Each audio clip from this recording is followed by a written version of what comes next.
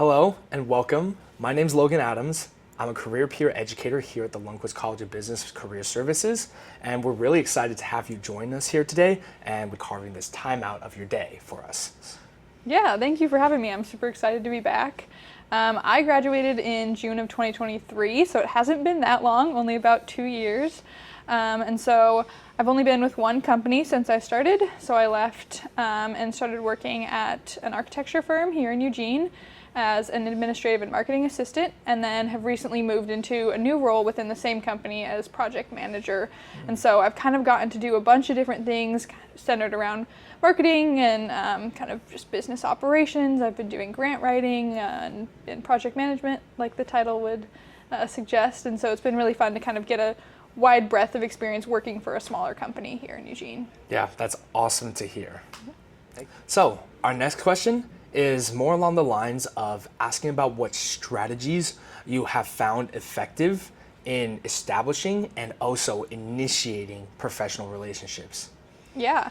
One of the best pieces of advice that was given to me when I was at the College of Business was to, when you're first starting out at a company, to take the first couple months to really get to know everyone within your own company, right?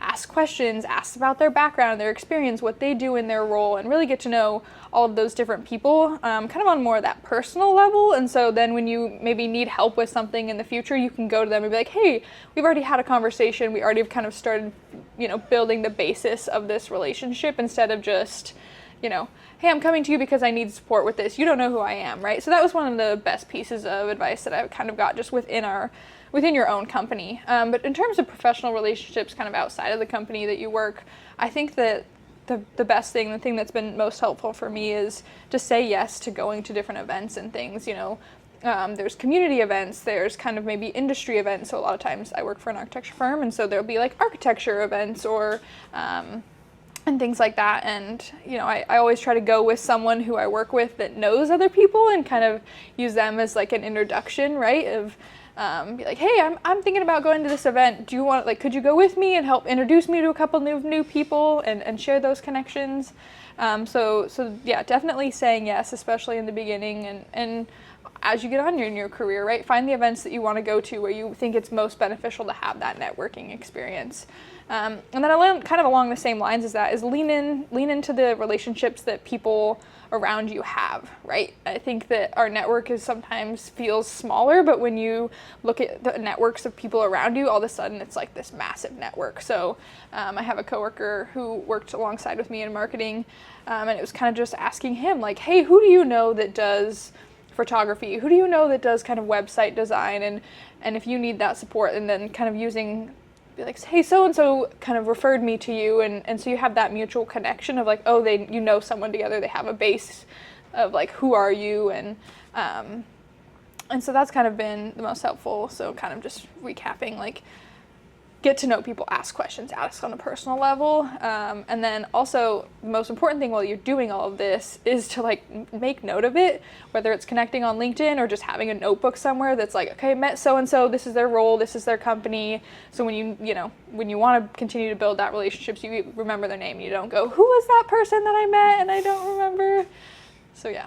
Yeah, I definitely agree. I think that's great advice because even with the networking events like here, Yep. It's extremely important for students to like go out to them and like get connected and Right. like put your name out there just for that, like, I guess almost word of mouth, Right. like idea of students meeting employers and them knowing the student's name when it comes up on like an application stack. So I Right. definitely agree with that. And it can be intimidating, right? Like, it can be intimidating to go to the events, especially if you don't know someone. You're kind of thinking, what is that benefit? So maybe, go to them with a goal, right? I think Yeah. that's another helpful thing is if you're having an event, like, is there anyone specific that you want to meet, that you want to connect with, that you want a relationship with? Are you going to just kind of learn who goes to those events? Or is it like, hey, I think that someone from this company is going to be there and I would really like to connect with them. Or I think someone in this role is going to be there and I'd really like to connect with them. Yeah, that's a great point.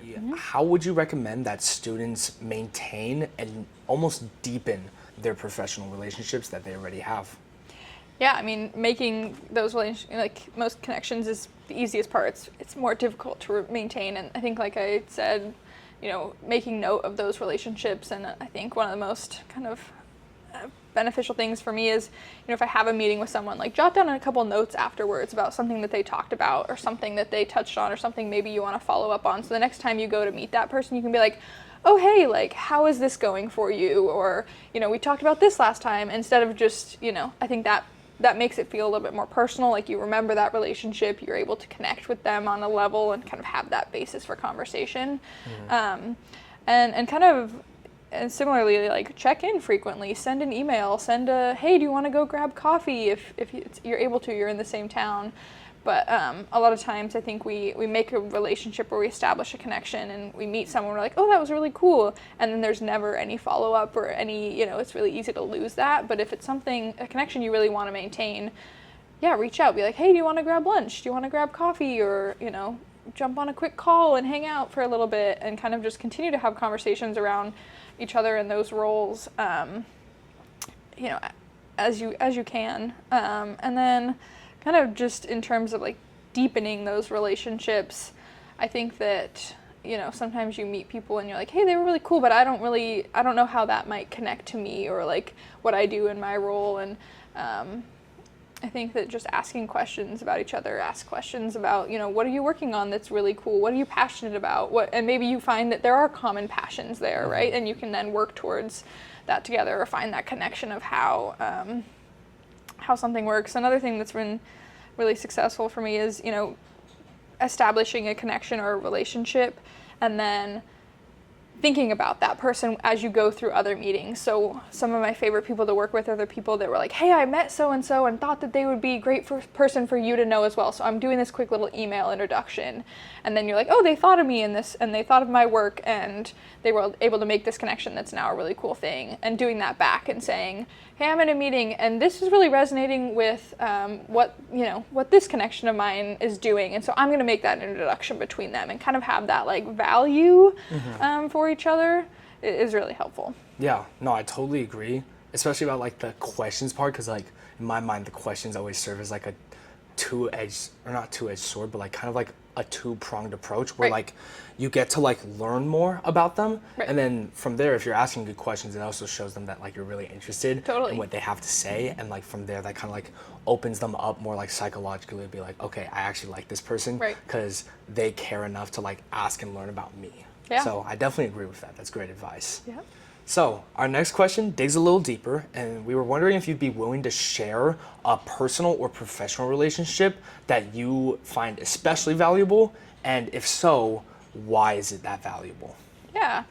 I was thinking about this question. I had so many different people that came to mind, and I was trying to really nail down what made all of those different relationships valuable. And I think that one of the most important, there's a couple key pieces that come to mind here. And one of the most important things is being able to kind of understand each other in terms of what you're looking for and how to communicate with those people in those relationships. So I've had a lot of people that I've worked with closely within my company, and we talk a lot about, we do different kind of tests and personality tests of like, how do we communicate, right? And what are our values and what are our priorities within these relationships? You may have relationships where someone, I'm very people focused. I really like, I like to get to know people and I like to talk about like, how was your day? How are you doing? Some people are like, I don't want to talk about your day. I just want to get straight into the work. And it's really good to understand like what each other is looking for in those relationships. And those have been the most beneficial, is like understanding, if someone comes in and understands that it's really important to me to kind of check in as humans in before we dive into work. And I think that for me, like the value in that is being able to connect on that level and understand like, hey, like, how are you doing? Are you like, how's this going? And then maybe you uncover something that's like, oh, this person actually kind of needs support and I can offer that support, right? And similarly, if someone just, they don't want their time, quote unquote, wasted by doing those niceties at the beginning and they just want to jump right into the work, right? And so the most valuable relationships have been kind of when you understand what each other is looking for in that relationship. And then also, being able to have the capacity to support one another. I think a lot of times we get really locked in on ourselves and what we're doing, and we forget to ask our team, like, do you need help with something? How can I support you?